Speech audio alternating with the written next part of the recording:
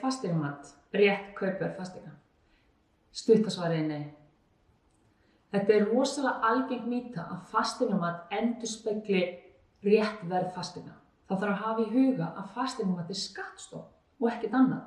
Það er á sjálfsögðu komin betri tæki og tól, þannig að fasteignamat er kannski alltaf að færast nær markaðsvirði fasteignar, en þetta er ekki fasteign, þetta er ekki markaðsvirði.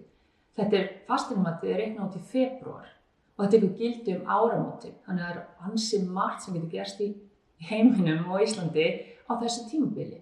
Til þess að fasteignamatið sé rétt verð, þá þarf Hámessa að fara í hverja einustu fasteign, hverja einasta ári og taka hann út.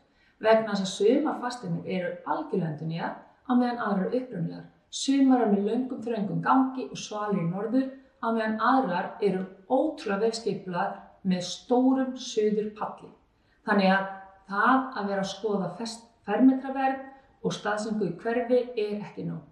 Þannig að ef að þið viljið vita til dæmis hvað eignir hafa verið að seljast á, þá ertu að fara á verðsaga.is, þar eru allir þinglistu kaupsamningar frá 2006 og það er meira sagt að framreikna verðið. Það gefur ykkur líka ágætis vísbendingu.